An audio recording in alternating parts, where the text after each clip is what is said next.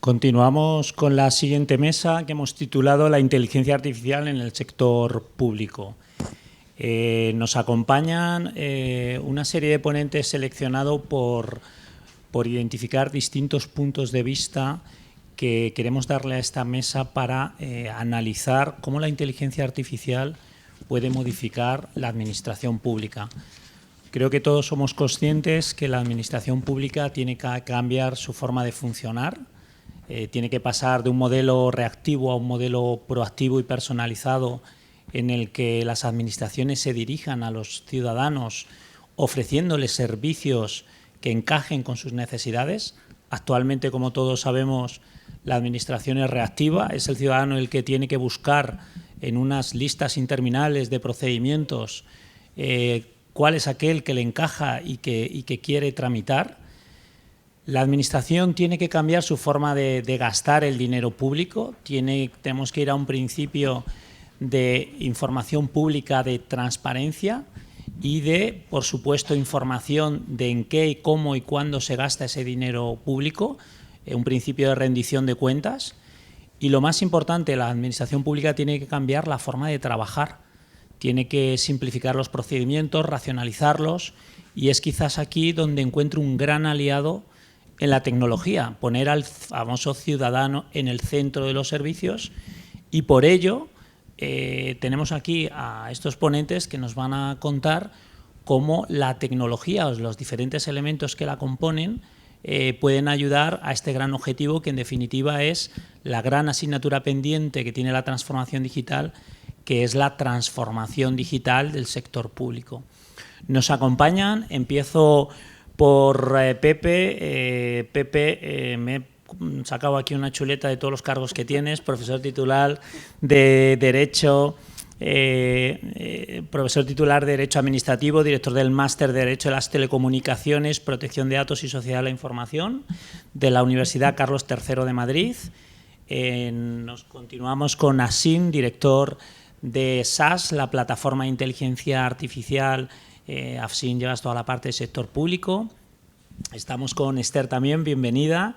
Esther pertenece a la empresa TO2, que nos va a contar también cosas interesantísimas en cómo los proyectos desarrollados en el mundo privado se pueden aplicar a la administración pública. Y por último nos acompaña Miguel Ángel, que es el CEO y cofundador de Ad4U, una compañía que lleva muchísimos años haciendo transformación digital en la administración pública y además es presidente de Alastria y nos va a comentar algunas de estas tecnologías que ya están siendo disruptivas en la administración pública. Pepe, empezando por ti, ¿cómo se plantea la regulación? Porque claro, cuando hablamos de administración pública siempre tenemos que hablar de regulación, ¿no? Desde el punto de vista de la Unión Europea, ¿qué nos está diciendo la Unión Europea que tenemos que tener en cuenta con la inteligencia artificial aplicada al sector público y probablemente al privado, ¿no? Muy bien, buenos días. Bueno, en primer lugar, gracias a los organizadores y antes de entrar a responder es de advertir que, bueno, que aquí mi presencia es un poco de verso libre, porque yo creo que soy el único que no es proveedor de la mesa.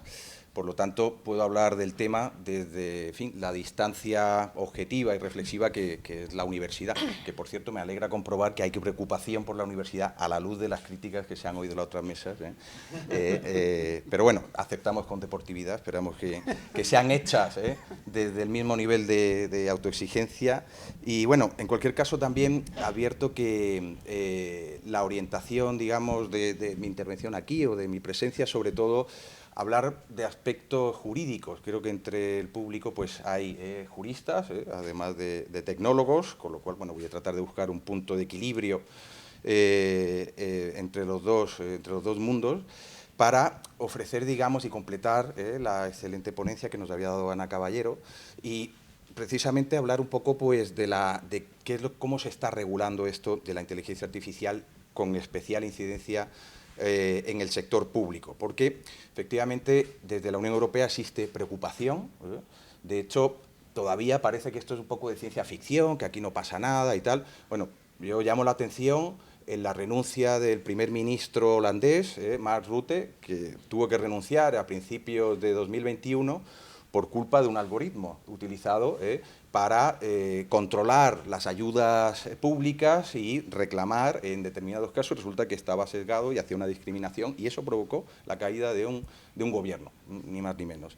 Y luego sigue habiendo preocupación, como se ve también en Francia, por ejemplo, ha habido una sentencia del Tribunal de la Corte Constitucional relacionada con un algoritmo que el Parcoursup, que se dedica a ni más ni menos que a asignar las plazas en las universidades públicas, es decir, lo que estudia. O aquí en España ha habido una sentencia hace poco sobre el sistema GOSCO de la asignación del bono social. Bueno, en cualquier caso, la Unión Europea de partida no tiene competencias para decirle a las administraciones cómo tienen que incorporar la inteligencia artificial. Lo que sí hace es regular el marco global. Por lo tanto, establece una serie de normas generales que afectan indirectamente a la inteligencia artificial.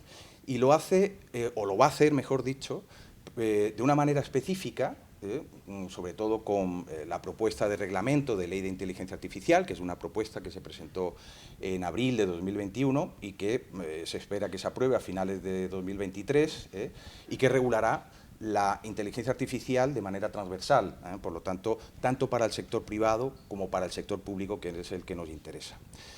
Esa propuesta de reglamento, sin perjuicio de que pueda modificarse, va a establecer pues, una serie de categorías de soluciones de inteligencia artificial, unos que van a estar prohibidos, lo mencionaban en la primera ponencia, que son aquellos que manipulan, etcétera.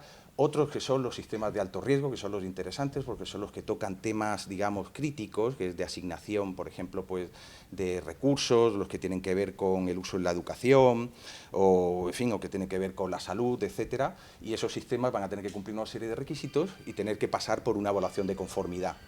Luego hay otra categoría en la que se piden unas cuestiones de transparencia para lo que son sistemas que interactúan con humanos, y luego uso libre. Por lo tanto, lo más interesante de esto es ver que es una regulación de mínimos. Es decir, ese reglamento no establece cómo se va a ordenar, ni va a hacer una cosa de detalle, etcétera, sino que, como digo, es de mínimos, además de adaptativo en función del riesgo. Y luego otra cosa interesante es que, y es una tendencia que se está dando en la Unión Europea, que hace una regulación por principios. Te dice, por lo tanto, que sea transparente, que sea equitativo, tal, pero no te dice eso en qué se concreta. Con lo cual, en el fondo es un reglamento con alma de directiva, se podría decir. Y, de hecho, va a tener que venir completado por una cosa que a nosotros los juristas nos resulta un poco incómodo, que es el soft law. Instrumentos de soft law, como son las directrices éticas, como las que elaboró el grupo de expertos en 2018. Luego también van a venir completadas, sobre todo, yo creo que va a ser muy importante, por las normas técnicas, por el sistema de normalización, ya hay normas ISO, en torno a estas cuestiones, y luego con la Carta de Derechos Fundamentales. Bueno, por lo tanto, hay ahí una normativa en ciernes, que es esta de la Ley de Inteligencia Artificial, y cuidado, que eso no significa que ahora mismo no haya marco jurídico de este sistema. Lógicamente, se aplica el resto de la normativa en materia de protección de datos, de servicios digitales, de ciberseguridad, y luego si son usos sectoriales, en transportes o en salud, etcétera, también hay una normativa y, por lo tanto, los derechos fundamentales. Por lo tanto, hay un marco bastante denso. Ya no cabe decir que esto solamente está sometido a las leyes de la robótica de Asimov, ¿no? Hay un marco bastante denso que hay que cumplimentar tanto el sector público como el privado, ¿no? Por lo tanto, es un punto de partida en el que, bueno, pues las administraciones van a tener que fajarse con ese ámbito. Fantástico, Pepe. Yo creo que nos dejas un contexto, no sé si más preocupante o no del que teníamos, pero a mí me gustaría que Afsin nos aclarara el contexto que él se encuentra día a día. Afsin es el director del sector público de una plataforma que se llama SAS, como preguntaba, y bueno, vosotros estáis en el día a día desarrollando proyectos, ¿no? ¿Cómo ves tú ese contexto dentro de las administraciones públicas? Pues en primer lugar, muchas gracias Carlos y Crow por organizar este evento y la invitación. Bueno, escuchando, la verdad es que este contexto, el tema de ética y sesgo de los datos, sesgo analítico, responsabilidad analítica, responsabilidad algorítmica, es un tema fundamental. Pero me gustaría hablar de un contexto general, ¿no? Estamos yo pienso que desde el 11 de septiembre en 2001 estamos yendo de cisne negro a cisne negro, ¿no? Cuando se pensaba que los cisnes negros son cosas que pasan una vez cada 2-3 siglos, vamos de cisne negro en cisne negro. Ese es el contexto global en que estamos viviendo, ¿no? Es un mundo cada vez más complicado, es un mundo cada vez cambiante, con impacto de globalización, tecnologías que vienen con una rapidez tremenda. Yo pienso que lo más importante es primero entender el contexto, ¿no? Este contexto global, que es un contexto complejo y cambiante. ¿Cómo se puede vivir en este mundo, primer punto, sin entender las tecnologías disruptivas, ¿no? Yo pienso que el primer llamada a la reflexión es hay que primero entender la aplicación, no tanto, digamos, no tanto la tecnología en sí, pero la aplicación de estas tecnologías. Y voy a elaborar un poquito más. Yo pienso que la mejor manera que puedo decir esto es el gran historiador Niall Ferguson, que ha dicho en 5 años, básicamente, no vamos a recordar cómo ha sido el mundo en 2022, ¿no? Esto cambia tan rápido que no vamos a recordarlo, ¿no? Entonces, primer punto de reflexión. Y en este mundo, él dice una cosa, yo pienso que es muy relevante, dice, no se trata de buscar soluciones que son basadas en políticas progresistas o políticas conservadoras. Simplemente se basa en tomar decisiones estúpidas o inteligentes, ¿no? Y la palabra inteligencia, yo pienso que abusamos muchísimo de esta palabra, ¿no? Turismo inteligente, ciudades inteligentes, inteligencia artificial, ¿no? Todo esto yo pienso que no tiene ningún sentido porque ciudades por sí mismas no son tontos ni inteligentes, ¿no? Lo que hace la cosa inteligente es la calidad de la decisión, ¿no? Por lo tanto, nuestro punto de vista desde SAS, y hablando especialmente en contexto sector público, es que estas tecnologías llevamos 50 años trabajando con inteligencia artificial, algoritmos machine learning, la plataforma, pues una plataforma que facilita, ¿no? este ciclo de recogida del dato y ponerlo en producción, la decisión, operacionalizar la decisión, es un tema importante, porque los datos también nos obsesionamos demasiado con los datos, ¿no? Los datos en sí no es inteligencia, el dato, es como un campo de patatas, ¿no? Un campo de patatas, lo primero hay que poner patatas, pero esto no es apto para comer, ¿no? Hay un proceso de convertir la patata en algo que se puede, digamos, alimentar, ¿no? Y luego hay maneras de preparar la patata.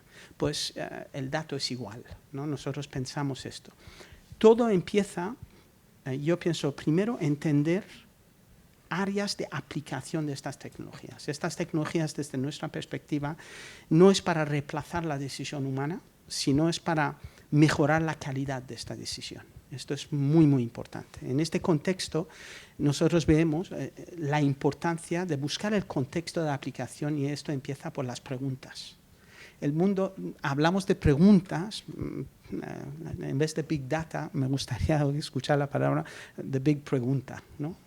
¿Cuáles son estas preguntas? Y esto, trabajando con el sector público, veo en los últimos, aquí en España sobre todo, en los últimos 3-4 años, hay una mayor aceptación de ir hacia una cultura de tomar decisiones en campos distintos, específicos, no en todo, pero ir hacia una cultura de tomar decisiones basada en evidencias. Esto es importante. Primero, es un tema cultural más que otra cosa. Para esto hace falta primero entender estas tecnologías. Yo pienso que la gente se preocupa muy poco a entender la aplicación, cuáles son estas tecnologías y entenderlo en su propio contexto en vez de dejarse ir por la semántica y las palabras, digamos, que llevan inteligencia artificial no es nada nueva. Ha estado aquí desde hace muchos años, lo que pasa ahora es más barata porque hay capacidad computacional mucho más barata y esto nos hace utilizarlo más, ¿no? Son tecnologías que se utilizan ahora mismo, bajo nuestra experiencia, en campos relacionados con fraude tributario, donde tenemos muchísima actividad. Es una ayuda tremenda a la toma de decisión, a un inspector que tiene que ver si hay un caso, merece la pena investigarlo o no, con un grado de precisión muy alta, y además puede poner la palanca sobre el volumen de este caso, que potencialmente puede ser fraudulenta o no. Hay un campo de aplicación tremendo. Estamos trabajando con 6, 7 agencias tributarias, incluido el Ministerio de Trabajo y Seguridad Social, en campo de fraude tributario, ¿vale?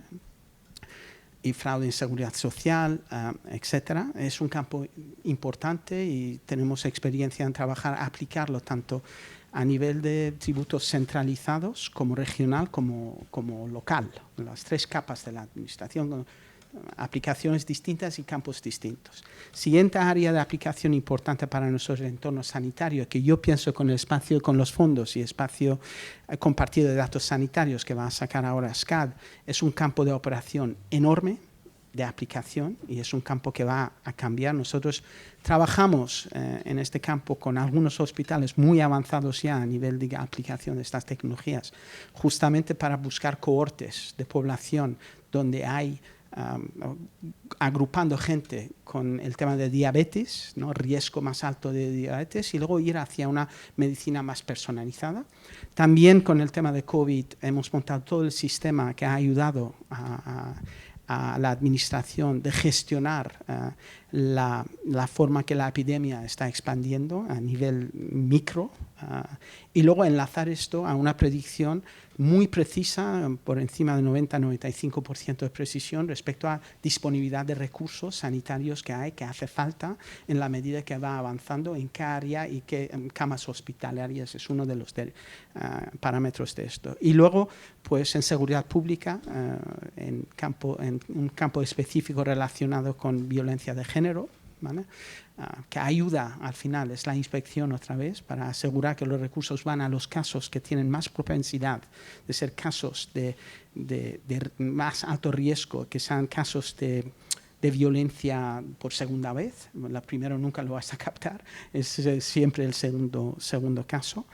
Y luego, pues en otros ámbitos como estadística tradicional, puro y duro, con INE trabajamos muchísimo, y con empresas como Correos, ¿no? Pero siempre empezando con la pregunta, una pregunta que se puede llevar a datos. Las preguntas no son distintas a nivel de arquitectura de datos que hace falta para responder a esta pregunta, y luego con resultados muy tangibles. Yo pienso que son claves, pero todo esto empieza, yo pienso que nadie hoy en día en puestos de responsabilidad puede permitirse el lujo de no entender estas tecnologías, porque tienen impacto tremendo en nuestras vidas, en la forma que estamos funcionando, en la forma que estamos trabajando. Así que eso es un poco el contexto. Así, escuchándote, pudiéramos pensar que la administración pública no está utilizando este tipo de tecnologías y, sin embargo, has mencionado organismos muy importantes de la administración que ya en el día a día, a mí me llama especialmente la atención todo el seguimiento que hizo el Ministerio de Sanidad de la pandemia. Y luego te preguntaré por algún caso concreto de turismo, que sé que también los tenéis y muchos, ¿no? De hecho, la idea de Esther, directora de innovación de T2O, es que nos cuentes cómo una empresa como vosotros, que ha desarrollado toda esta tecnología en el sector privado, puede aplicarla también en el sector público. Esther, ¿qué nos tienes que decir con respecto a esto? Pues buenos días a todos, encantada por la invitación. Así que yo os voy a aportar la visión de qué hace una empresa privada, una agencia de medios digitales que llevamos años trabajando en España, en Estados Unidos, en México y en Italia, y contaros cómo nosotros incorporamos estas tecnologías y los conectamos con la parte publicitaria, porque al final no hay que olvidar que es el usuario, todos nosotros, los que vamos a ser de alguna forma consumidores de esas tecnologías, independientemente de que se lideren desde el entorno público o que se lideren desde el entorno privado. Entonces, por ejemplo, nosotros, la experiencia que nosotros tenemos y con la que yo trabajo muy directamente con algunos organismos públicos, tanto aquí en España como en México, es principalmente cómo la inteligencia artificial conversacional permite establecer una relación mucho más bidireccional en la relación que puede tener el organismo público-privado en la relación con el consumidor. ¿Esto por qué está siendo útil o cómo empieza este proceso de demanda? Bueno, pues al final nosotros llevamos años experimentando la relación como usuarios, en nuestra relación con la administración pública o el entorno privado, con una web gráfica donde nuestra conversación es puramente unidireccional, recibimos impactos publicitarios y de esos impactos publicitarios pues ejecutamos acciones concretas o descargas o registros de formularios, poco más. La incorporación de la inteligencia artificial conversacional en la relación con el consumidor empieza a tener su cierto auge a partir de pues la incorporación de los asistentes virtuales comerciales, pues como los Alexa, los Siri, los Google Assistant hace aproximadamente 5 años, y es una tecnología que se empieza a ver como una forma en la que las conversaciones con el consumidor son bidireccionales, no solamente arroja datos cuantitativos, sino también datos cualitativos comportamentales, y empiezas a tener una sensación o empiezas a recoger una sensación totalmente diferente de la relación que se ha tenido hasta ese momento. Entonces, nosotros cuando hemos trabajado proyectos con la administración pública utilizando tecnologías del lenguaje, que tienen toda la capa, lógicamente, de inteligencia artificial, lo que buscamos es también responder a una pregunta del por qué necesitas esto, ¿vale? Y a mí me ha gustado mucho porque es una reflexión que yo trabajo siempre con los clientes. No utilizamos estas tecnologías y no las conectamos para impactar en la relación con el consumidor porque es puramente mainstream, sino busquemos la utilidad de la incorporación de esta tecnología al ecosistema digital que ya tienes construido, porque es lo que va a permitir eficientar su uso y que se perciba la utilidad. Entonces, un ejemplo de proyecto que yo he trabajado directamente son proyectos donde la incorporación de tecnologías conversacionales nos han permitido entender la demanda, por ejemplo, que se producía en Costa del Sol. ¿Vale? Entonces, a través del desarrollo de un asistente virtual y en función del diseño de la conversación que trabajamos, nos permite entender cuando el turista quiere llegar a Costa del Sol, con quién va a llegar a Costa del Sol, cuándo va a llegar a Costa del Sol, cuál es el tipo de actividad que quiere tener cuando llega a Costa del Sol. Al final, la administración pública, y en este caso pues el ejemplo concreto de Costa del Sol, no vende explícitamente, pero sí que es un canalizador de esa demanda, no deja de ser un prescriptor de cómo es el espacio en el que el turista puede disfrutar. Entonces, este tipo de tecnologías, en la experiencia que hemos tenido hasta ahora dentro del mercado español, nos ha permitido ayudar en concreto a este organismo público a que entienda mejor la demanda ante determinados momentos en los que ellos necesitan saber cómo es ese turista, ¿vale? Eso es una cuestión muy importante. Esto es una de las cuestiones que, aparte de entender cómo es ese turista, y una de las cuestiones que también explico en este tipo de proyectos es cómo esa experiencia que construyes conecta con el resto del ecosistema digital y le hace eficiente. Y hay una cuestión que se ha comentado y me ha parecido súper interesante en la mesa anterior, porque yo insisto mucho en eso, es que la administración pública a veces se adolece de desarrollar ecosistemas digitales, uno, que no son usables, dos, que no son prácticos desde un punto de vista del consumidor, del usuario final. Y en la incorporación de un ecosistema digital eficiente, conectado, va a permitir entender el uso por parte del ciudadano y realmente acercarle a esa experiencia. Entonces, parte del reto que nosotros tenemos y que yo trabajo en estos proyectos es no solamente utilizar la tecnología para desarrollar una experiencia bidireccional totalmente diferente que permita entender en este caso la demanda, sino cómo eso lo conectamos al resto del ecosistema digital que tiene en este caso este organismo público. Por desgracia, la administración pública, el ecosistema digital de los diferentes comunidades autónomas, diputaciones, etc., pues muchas veces no es el más eficiente, no es el más usable. Entonces, esto es una parte muy, muy, muy relevante estamos hablando de tecnologías, perfecto, pero en la relación con el ciudadano, cómo lo construido realmente es útil, porque incorporar tecnología por incorporar tecnología, pues vamos a ver que no es lo más eficiente. Interesantísimo, Esther. De hecho, en nuestro próximo invitado, Miguel Ángel, sabe mucho de esto, ¿no? Lleva muchísimos años trabajando en proyectos implantando para la administración pública.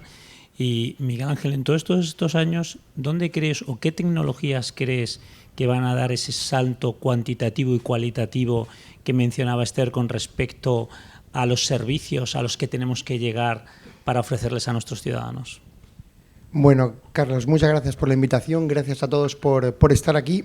Y yo he escuchado a mis compañeros y me gustaría ser un poquito el provocador de la mesa, porque siempre que venimos a estos eventos todos trabajamos en cosas chulas, tenemos proyectos, pero la realidad es que cuando yo pregunto a mi padre, oye papá, ¿qué tal te llevas con la administración?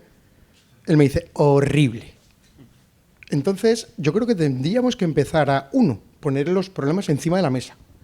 2, ver por qué están pasando esas cosas, porque tecnología hay, ¿vale? Porque yo con Siri y con Alexa hablo cada día, verás cómo ahora os enciendo el móvil, ¿vale? Pero no conseguimos que llegue al gran público.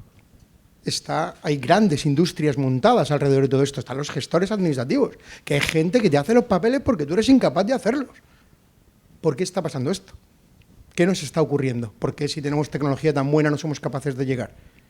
Yo estaba escuchando a Esther ahora mismo y decía, vale, Esther, sí, me encanta lo que acabas de decir, pero ¿eres consciente que para entrar, yo siempre pongo el ejemplo de la administración pública, es una isla rodeada de cocodrilos que el que consigue llegar a la isla vive bien? Yo tengo suerte, llevo más de 15 años viviendo 99,5% de mis ingresos administración pública de mi empresa. Y estamos súper bien, súper cómodos, crecemos. ¿Por qué? Porque nadie llega. A mí me hace mucha gracia cuando llegan las grandes multinacionales y yo digo, te vas a presentar tú mañana al proyecto en el que estoy yo, después de haber pasado todas las homologaciones. Y quería hablar de Pepe, ha dicho, no, la legislación es muy importante. Y un lastre también. Un lastre terrorífico. Yo ahora soy el presidente de Alastria y estoy teniendo reuniones semanales con la Agencia Española de Protección de Datos. Porque a mí me decían el otro día que el blockchain estaba prohibido. Y yo digo, a ver, alma de cántaro, ¿cómo vas a prohibir una cosa que no sabes lo que es? Primero vas, lo pruebas, ves lo que hace. Me dice, ¿es que no se pueden borrar los datos? Digo, claro, y esa es su gran virtud. No, pero es que hay una cosa que se llama derecho al olvido. Digo, y hay una tecnología que está cambiando el mundo, que hay un montón de gente ahí con Bitcoin, con Ethereum, con no sé qué. No me puedes ni impedir por la normativa, por la regulación, por las excesivas normas rígidas de la administración pública, que esto evolucione. Me has preguntado y termino. ¿Qué va a cambiar los próximos años? Obviamente la inteligencia artificial lleva cambiando el mundo 50 años, o sea, lo va a cambiar. Si somos capaces de darnos cuenta que tenemos la mayor cantidad de datos desaprovechados del puñetero mundo. Todo el mundo dice, no, es que Facebook tiene muchos datos. Vamos a ver, ¿quién tiene más datos? ¿Facebook o la administración pública? Porque a mí me he quedado con lo que él ha dicho de trabajamos con la administración tributaria. Ahí sí funcionan bien. ¿Habéis visto? Aquí ahí sí que nos conocen. Aquí ahí sí dicen, se te olvidó poner esta factura de no sé dónde. Porque ahí sí usamos las tecnologías. Tenemos que usarlas para lo que ha hecho Esther, para facilitar la vida de las personas. Tenemos que poner un poquito de importancia al testing. Y ahora ya, esto es una anécdota, a mí hace no mucho tiempo un cliente mío muy bueno, de los buenos, me dijo el alcalde, es que queremos dar ayudas proactivas, que la gente no las tenga que pedir. Queremos ofrecérselas, dárselas a ellos. Y yo lo que le dije es, lo primero que voy a hacer es, te voy a poner encima de la mesa lo que hiciste el año pasado. Hazlo tú. Ponte. No, es que a mí esto no se me da bien. Digo, mal vamos entonces. Si tú que eres el alcalde y no se te da bien, ¿cómo esperas que los ciudadanos lo pidan? Y entonces me dijo, ¿qué podemos hacer? Digo, que no lo pidan. ¿Cómo que no lo pidan? Digo, sí, claro. Hacienda hace un trámite proactivo. Se llama declaración de la renta, que te llega un mensaje a tu casa y te dice, ya está disponible tu borrador. Si lo quieres, lo aceptas. Haz tú lo mismo. Es que el secretario dice, vuelvo a la regulación, que eso no lo podemos hacer. Que me diga en qué artículo de qué ley dice que no se puede hacer. Otra cosa es que él nunca lo haya hecho. Pero que se puede hacer, ya te lo digo yo. Entonces, ¿de qué va esto, Carlos? De pelea constante para meter las nuevas tecnologías que cambian el mundo. Inteligencia artificial, Big Data, blockchain. Si no digo blockchain, Carlos, sabes que, vale, por supuesto ahora todas las tecnologías de facilitar la experiencia de usuario, que es una cosa que está muy maltratada. El que no haya tenido problemas con su certificado, que levante la mano. Miguel, planteándonos, estando totalmente de acuerdo con tu planteamiento, vuelvo al jurista, ¿no? A Pepe. Pepe, ¿qué podemos aplicar en nuestras administraciones públicas para hacer realidad y que no sea un lastre, como decía Miguel, ¿no? ¿Dónde está ese punto de equilibrio entre los derechos y las obligaciones? No, bueno, yo coincido con Miguel Ángel que puede ser un lastre, pero hay que verlo con una perspectiva más amplia, ¿eh? Porque la legislación, las leyes son garantías, y pueden ser incluso palancas, ¿eh? Por supuesto. Entonces, también tenemos que ver lo que deseamos, hay que tener cuidado con lo que uno desea, porque tú puedes entregarle toda la tecnología a una administración que te sanciona, que te decide si entras o no en la universidad, que te da o no una ayuda que puede ser capital para tu empresa, y no preocuparnos cómo hacerlo. O sea, que queremos tener un Leviatán digital, sin cadenas y sin nada. ¿Te puedo interrumpir, la cadena que garantiza. Pepe, ¿te puedo interrumpir? Sí. ¿En cuál es, en el único ámbito público en el que no se aplica la ley orgánica o sea, el GDPR ahora? ¿Yo puedo pedir que me borre los datos Hacienda? Bueno, porque hay una excepción. Vale, perfecto. Pero ¿ves cómo si queremos podemos? Sí, ¿no? Sí, no, y luego se puede hacer mucha adaptación. Y luego, por ejemplo, lo del blockchain, efectivamente, lo que hay no es una prohibición, hay una moratoria. O sea, que eso es como las empresas, o sea, que hay una cuestión de sensatez. Oiga, no se lancen los ayuntamientos y las universidades, que nosotros lo íbamos a hacer la Carlos III, a dar títulos con blockchain. Vamos a esperar a ver qué se hace en Europa y regulemos ahí. Claro. Y luego queremos ser innovadores y crear empresas unicornios que se coman el mundo. Ya, cuando no ya han venido... Estamos hablando de administraciones. Sí, pero cuando ya ha venido... Pero a mí como empresa se me obliga, del mismo dato, a no usar sistemas de registro distribuido para identidad digital. Yo como empresa voy a un ayuntamiento que es mi cliente y le digo, oye, es que quiero hacer un proyecto de identidad digital. Y me dice, es que está prohibido. Porque está el Real Decreto 14/2019 que dice hasta que Europa lo regule. Bueno, Perdóname que te interrumpí. Perdona. No, decía que curiosamente, bueno, ahí con respecto a la administración, ahora mismo estamos anclados en la administración electrónica. Estamos pasados de una administración esencialmente estructurada, orientada en una cuestión instrumental, que es el estar online, ¿no? Ahora se está produciendo el tránsito a una administración digital, ¿no? Inteligente, con información y tal, que con todas las nuevas tecnologías. Y curiosamente, bueno, pues la legislación que hay, toda la normativa, hace referencia más bien a las cuestiones de trámites a distancia y demás, ¿no? De manera que, en fin, la regulación, lo que está ocurriendo con la regulación en concreto en el ámbito de la inteligencia artificial es que es absolutamente raquítica, si me permitís. Hay un artículo, la Ley de Régimen Jurídico del Sector Público, que habla de actuaciones administrativas automatizadas, y de ahí se supone que pende todo. Y evidentemente eso estaba ya en la ley del 2007, la ley de administración electrónica, y no estaba pensando en inteligencia artificial, con lo cual pues ahora mismo es la cobertura, ¿no?, que tienen las administraciones para empezar a hacer este tipo de proyectos. Y además es un artículo que tampoco dice nada, sino en concreto lo único que pide es que haya alguien identificado que se encargue de la programación, supervisión, etcétera, de este tipo de soluciones, y luego que sea también identificado ante quién se tiene que ocurrir, garantías como siempre, pero nada más. O sea, todo lo demás es absolutamente un vacío, ¿no? Un vacío. Y bueno, hace poco, ahora en julio, se ha aprobado la Ley de Igualdad de Trato, y ahí sí se incluye por primera vez un artículo específico sobre actuaciones automatizadas a través de inteligencia artificial, ¿no? Pero si uno se lo mira, al final es casi brindis al sol, un flatus vocis, porque dice la administración promoverá algoritmos que la toma de decisiones respeten los criterios de transparencia, no sé qué. Bueno, son todo puro voluntarismo, ¿no? Dice, oiga, la administración no la sujeta, por decirlo así, ¿no? Dice también que promoverá evaluaciones de impactos, que promoverá un sello de calidad. Bueno, pero promover no es exigir, ¿no? Con lo cual, ahora mismo estamos en una especie de nebulosa, ¿no?, desde el punto de vista administrativo. Yo, la verdad que compadezco, ¿no?, a los responsables municipales y demás, ¿no?, que están en una situación de absolutamente de anomia, ¿no?, en la que no hay un marco jurídico en el que agarrarse. Encima, toda la regulación general que se aplica al sector público-privado, como he dicho, está ahora mismo desarrollándose, pero es que a efectos internos no tienes un punto de referencia. Mi previsión es que en cuanto evolucione un poquito lo que es la regulación general, inmediatamente van a ir apareciendo, ¿no?, regulaciones específicas para el uso en el ámbito de las administraciones públicas, incluso a nivel, digamos, sectorial, ¿no?, de Hacienda, de cuestiones tributarias, de seguridad social, etcétera, y todo eso tendrá que ir, digamos, desarrollándose y concretando la cantidad enorme, ¿no?, de interrogantes que surgen de la utilización de estas nuevas tecnologías, porque esta tecnología al final no introduce un automatismo, hace una actuación que puede empezar a ser autónoma, que es distinto, con lo cual estamos, primero, ¿a quién imputas la decisión? Pues dice, bueno, al final es el inspector lo que decide, pero el inspector está basándose en un elemento previo en el que te ha identificado otra vez, claro.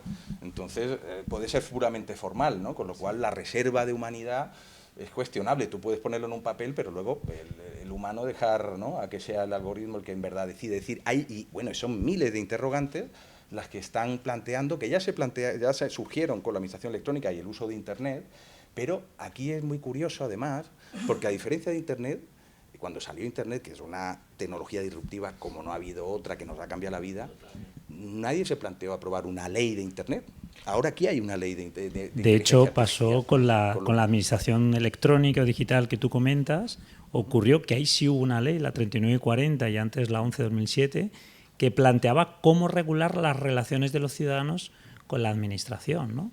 Con lo cual, bueno, yo creo que, Pepe, lo que estás planteando realmente es que la ley va a regular un entorno que está cambiante, que todavía no tenemos un entorno regulatorio establecido y que probablemente a medida que vayamos desarrollando proyectos en este ámbito empezaremos a tener diferentes entornos. Así será. Y un paréntesis, para decir que la ley es un lastre y tal, esa ley 11/2007 fue la que impulsó la administración electrónica porque reconoció el derecho de los ciudadanos a poder relacionarse digitalmente. Y eso obliga entonces a todas las administraciones a tener que habilitar, ¿no?, una sede electrónica, un registro, etcétera. Pepe, 100% de acuerdo en eso, ¿eh? O sea, yo no he dicho que sea un lastre, he dicho que nos hace esperar mientras los chinos y los estadounidenses están trayendo productos. Me gustaría, Carlos, también, a mí me gusta este reto que has puesto encima de la mesa, pero me gustaría dar un contexto un poco más global de lo que está pasando. España, obviamente, Europa, estamos en el ojo del huracán con estos temas. Pero si veis, yo pienso en la medida, siempre históricamente, cuando hay una tecnología siempre va por delante de las leyes. Sí. Siempre. Cuando veis una evolución tecnológica, primero se usa. La gente cuando lo usa, pues las leyes siempre van con la lengua fuera detrás de la tecnología. No sé si os acordáis o no, incluso en Estados Unidos, hace ahora un par de años o tres, estaba Mark Zuckerberg delante de la comisión de Senado, investigación de Senado, explicando con un algoritmo de machine learning que tenía Facebook, con el ¿cómo se dice?, con el sesgo de influir. Habían vendido datos a una empresa inglesa para de una manera amañar un poco las elecciones, ¿no? Y estaba él rindiendo. Y yo lo seguí muy en detalle porque es un tema fundamental.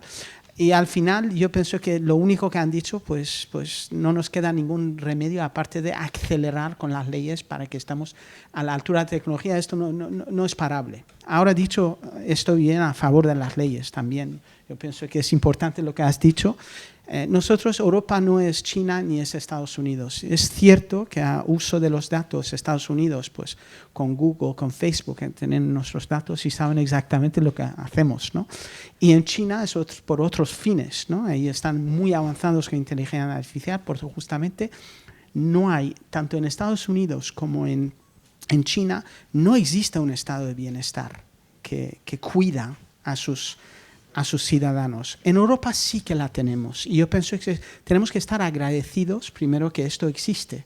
Y segundo, yo pienso que es muy importante que de una manera este estado de bienestar también nos protege frente al abuso de la información personal que tenemos. Yo pienso que estando aquí todos no hay discusión ahí. Nos gustaría de una manera, aunque es demasiado tarde, pero yo pienso que Europa, por la naturaleza, por la diferencia cultural que existe, debatimos las cosas un poco más y esto es sano en estos ámbitos. Yo pienso que no es malo.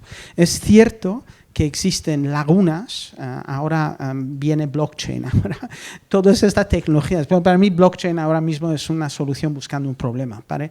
Pero bueno, llegará blockchain, historias y tal.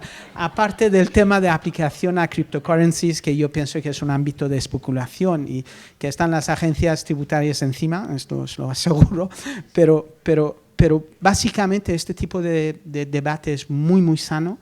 Yo pienso que nos permite avanzar sin perder el estado de bienestar que tenemos y entre todos contribuimos y este estado lo protegemos, pero sí que tienen que ir más rápidos, ¿no? A nivel de legislación. Y a nivel de, ahora también el tema ético y sesgo, y eso yo pienso que dos cosas muy importantes, la regulación de los modelos de datos es muy importante. Ya, yo pienso que la administración se está despertando a esta realidad, lo están empezando a entender. Y segundo, yo pienso que los proveedores de este tipo de tecnología no podemos proponer cajas negras, ¿no? Que se toman decisiones sin una interpretabilidad. Cuando dice la caja negra que ahí hay 90% de probabilidad que esta foto es cáncer de colon, pues si el médico no puede entender qué hay detrás de esto, yo pienso que mal vamos, ¿no? Entonces, cajas blancas, básicamente es la solución. Sí, vosotros habéis desarrollado modelos también en el ámbito del turismo muy interesantes. Sí. Cuéntanos alguno de estos casos, además son éxitos a nivel mundial, ¿no? A nivel mundial, sí. Yo pienso que aquí en España todavía, yo pienso que turismo, debido a la estructura de turismo en este país es una estructura muy dispersa, los datos están repartidos. Segitur no tiene datos realmente, pero sí tiene acceso a los datos, ¿no? Los hoteles tienen una serie de datos, hay bases de datos, etc. Nosotros también esto lo hemos encontrado en otros países, ¿no? Y a nivel global, ¿no? Hemos dicho, bueno, ¿cómo podemos de una manera utilizar estas tecnologías para que la gente que está buscando una solución en turismo empiece a entender la capacidad, la potencialidad, la aplicabilidad de estas tecnologías? Este proyecto lo hemos llamado internamente Buscando el Paraíso, ¿vale? Es esto, y no es nada más que hemos podido reunir desde 5 millones de puntos de datos, tanto estructurados, no estructurados, referente a turismo. Hemos podido tirar de este base enorme de datos. Sobre estos datos hemos hecho un algoritmo de aprendizaje, autoaprendizaje, lo llamamos Machine Learning, para que vaya buscando los, digamos, criterios más importantes dentro de todos estos datos que definen las mejores ciudades para vivir, analíticamente hablando, en el mundo, ¿vale? Esto lo hemos luego aplicado a entre 150.000 ciudades y más de, si no olvido, 150.000 ciudades y 193 países, ¿vale? Entonces, cuando hemos enseñado, pues esto ha sido una revelación, lo hemos compartido con algunos gobiernos, entre ellos Australia, que les ha gustado mucho, han dicho, bueno, pues esto es fantástico. Sobre esto hemos puesto una especie de recomendador, de lo cual el ciudadano puede elegir en base a estos variables que hemos dicho, entre estos parámetros como la seguridad, medio ambiente, educación, facilidades de compras que tiene una ciudad, zonas verdes, etcétera, etcétera. Hay muchas variables que puede elegir las cosas más importantes para esta persona. Y el modelo de manera automática recomienda cuál es el sitio más adecuado según estos parámetros. parece un tema más de marketing que aplicación real, pero en base a esto, pues la ciudad de West Perth en Australia han decidido coger esto, el concepto y la arquitectura, la forma que hemos aplicado esto, y empezar a hacer por zonas verticales en su ciudad y empezar a recoger datos respecto a preferencias que pueden tener turistas que vienen a visitar, ¿no? Los que interesan para el mundo del vino, los que interesan para el tema de surf. Entonces, hay una aplicación real detrás de esto y hemos empezado a hacerlo digerible, porque por sí el tema de turismo es complicado abordarlo, porque requiere, primero, un enfoque de cuál es la aplicación de esto. Hablamos de turismo inteligente, pero si pregunto a 50 personas aquí qué es turismo inteligente, seguramente 48 personas van a dar resultados digamos, de definiciones distintas, ¿no? Primero hay que definir un poco el campo de qué queremos hacer en turismo, para qué aplicarlo. Obviamente ir hacia un turismo más personalizado, que yo pienso que hoy en día también, con lo que está pasando en el mundo, el turismo va a cambiar radicalmente. El tema de seguridad va a ser importante, el tema de medio ambiente va a ser muy importante, y el tema económico, socioeconómico va a ser importante, porque ya, ahora llegan un periodo de vacas flacas, ¿no? Como se dice aquí. Entonces el turismo va a estar impactado, la naturaleza del turismo ha impactado, y el tema generacional también va a cambiar la oferta de turismo que existe, ¿no? Entonces estos factores hay que tenerlo, y yo pienso la mejor manera de abordarlo es primero tener una estrategia coherente de una definición qué significa turismo inteligente, que todos tengan una definición adecuada y una estrategia adecuada, y luego en base a esto empezar a dibujar qué aplicación, qué ámbitos de aplicación son importantes. Así estabas hablando en definitiva de predecir la demanda. Esther, ¿cómo utilizamos estas herramientas? ¿Cómo encajamos predecir esa demanda? ¿Cómo somos capaces de anticiparnos a lo que el turista nos va a pedir? Pues, a ver, aquí el reto efectivamente es el esfuerzo de utilizar este tipo de tecnologías, y sobre todo si hablamos del contexto turístico es predecir la demanda, ¿no? Ese es el gran reto o uno de los grandes retos de esta industria, sobre todo en un contexto en el que nos vamos a encontrar en los próximos años o en un periodo de tiempo muy corto, donde entramos en vacas flacas, donde, por ejemplo, en el caso de España tenemos un turismo que bueno, nuestro turismo es un turismo alemán, un país altamente afectado, y es una cultura que ante la incertidumbre se retrae mucho, se queda en casa. El turista inglés, que es el turista que genera el volumen en una parte muy importante de puntos en España, tiene una descompensación desde un punto de vista de la moneda.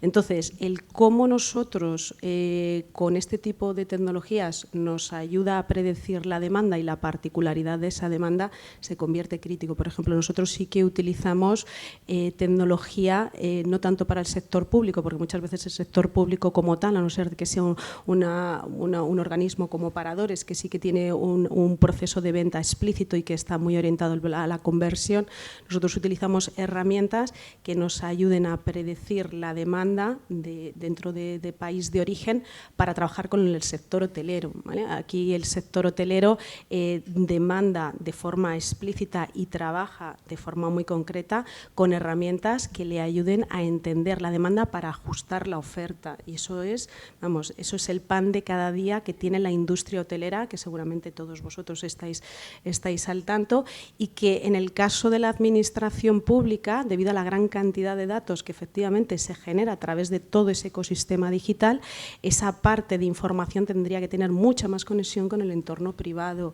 Hay una parte de reto fundamental de cómo la industria pública, o en este caso el sector público, no industria, el sector público, aglutinador de una cantidad de datos valiosísimos, puede conectar con la industria privada, porque de hecho hace unas 2 semanas aproximadamente, coincidiendo con unas conferencias en Málaga, en Costa del Sol, que no deja de ser una región de España que ahora mismo, bueno, pues está en boga o está acelerando muchísimo la aplicabilidad de todo esto que estamos comentando hoy. Tiene un equipo que está muy puntero en este tipo de aspectos. No significa que otras regiones, por supuesto, no lo estén. La que yo conozco más directamente es toda la parte de Costa del Sol, Málaga.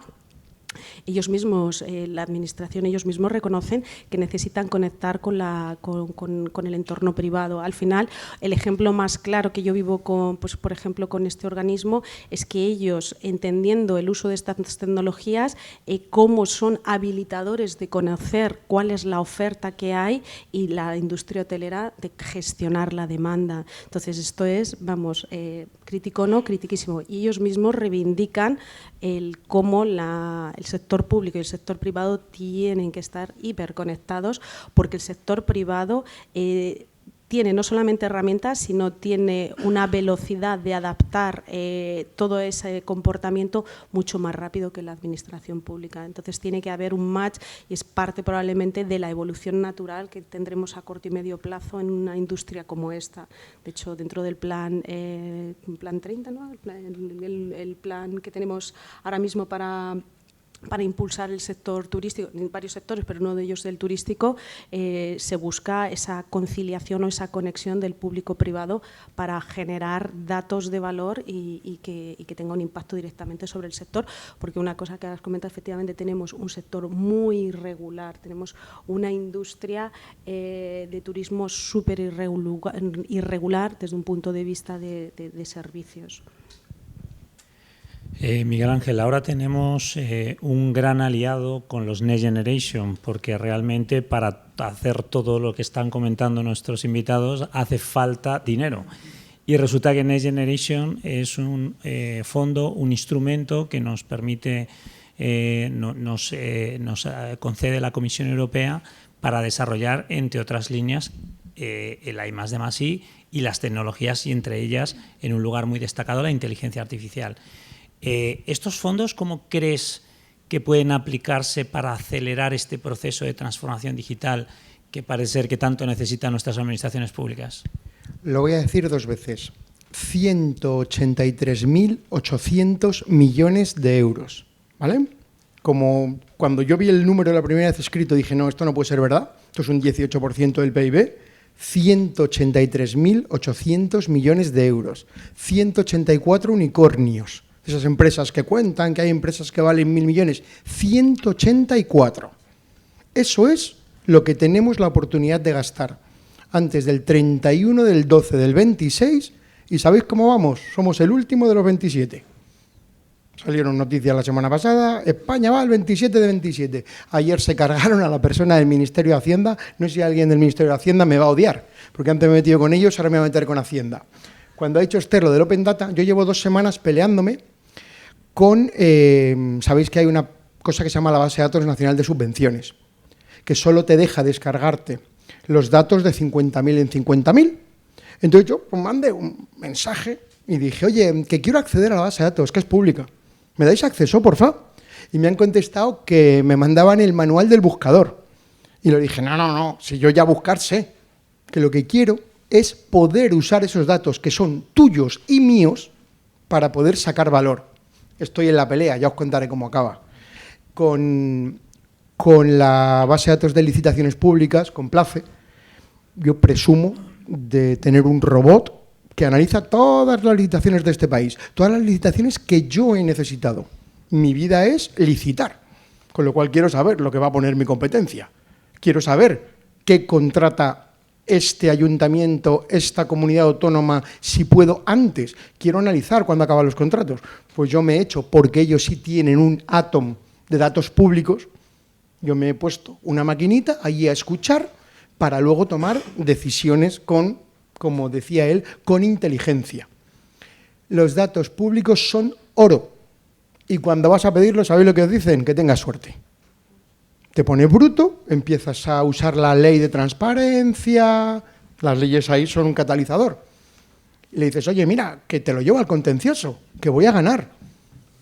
Normalmente la administración pública prisa no tiene, pero hay que ir poniendo la cuña para conseguir que eso pase. ¿Cuál es el reto, Carlos? Que no devolvamos los fondos. El 31 del 12 del 26, esos fondos que no tendríamos que devolver desaparecen. Pero es mucho peor, porque si desaparecen, Europa nos lo va a pedir con intereses. O sea, es decir, hijo mío, te regalo 1.000 euros, pero gástatelos bien. Si no te los gastas, me vas a devolver los 1.000 euros con intereses. Por Dios, intentemos construir algo que haga eso. Nosotros lo que llevamos trabajando ya desde la pandemia es en hacer robotización para el reparto de fondos. Es decir, para ayudas, para subvenciones, para licitaciones, para todo eso que está pasando. Porque si no, es que no se llega. Porque el tamaño es aproximadamente 10 veces lo que históricamente sacaba el país. Es que no hay tiempo. Sí, Carlos, así. en esta línea me gustaría también un par de comentarios. Yo pienso que sí que tenemos una ventana de oportunidad tremenda con los fondos que acaba de decir para hacer una transformación profunda, ¿no? En al menos lo que es sector público, que es el punto de, digamos, de reflexión, pero sector público para mejorar la vida de los ciudadanos, no sector público en sí, ¿no? Yo pienso que a nivel de oportunidades concretas ahora mismo que veo, analíticamente hablando, de datos y tal, y volviendo al tema de leyes, yo pienso que la Comisión Europea ha hecho un trabajo muy importante que se llama Espacio de Datos Europeos, Compartido de Datos Europeos, y el primer ámbito, digamos, de actuación que ha llegado ahora en España y pronto va a salir, el tema es que han querido empezar con sanidad, ¿no? Interoperabilidad de los datos, y hay un marco legal ahora que existe para interoperabilidad de datos en entornos sanitarios. El siguiente espacio importante va a ser el espacio de datos turísticos, ¿no? Y luego hay varios verticales que está definido dentro del plan de España para poder abordar justamente algo de estos fondos y que realmente haya un impacto. Dos o tres reflexiones respecto a este tema. Primero, yo pienso que el punto es que yo veo para todos esos fondos el sector público tiene grandes problemas de ejecución, de digerirlo, y que lo convierte en proyectos consolidados. Hay falta de talento, digamos, para poder trabajar en estos ámbitos de datos, es muy importante. Las universidades, como Carlos III, fundamental, necesitamos mucho más. Nosotros somos muy activos con las universidades, impulsando ciencia de los datos, etc. Segundo, capacidad de gestión de proyecto desde perspectiva de la administración. Yo pienso que no está acostumbrado, salvo, siempre hay excepciones, ¿no?, a algunos ámbitos para gestionar proyectos de envergadura. Yo pienso que es otro bicho, ¿no?, de llevar a este tipo de proyectos. Y luego, tercero, también otra reflexión, porque en Europa, sabéis que respecto a turismo, que es el tema de que estamos hablando, hay un proyecto a nivel europeo que se llama, han creado un grupo de trabajo entre 9 países, liderado por los polacos, para crear un espacio de datos, digamos, lo llaman innovación turística, innovación estadística de turismo, ¿vale?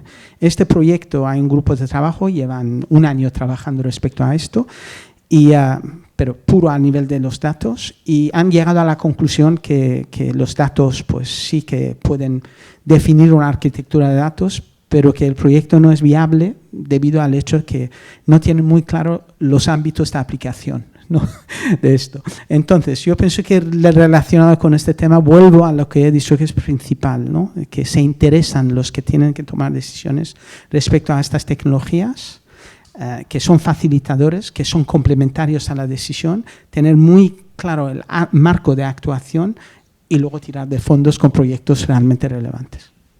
Pues con este mensaje no tenemos más tiempo y lo dejamos aquí. Muchísimas gracias por vuestras opiniones y comentarios, y damos paso a la siguiente mesa. Muchas gracias.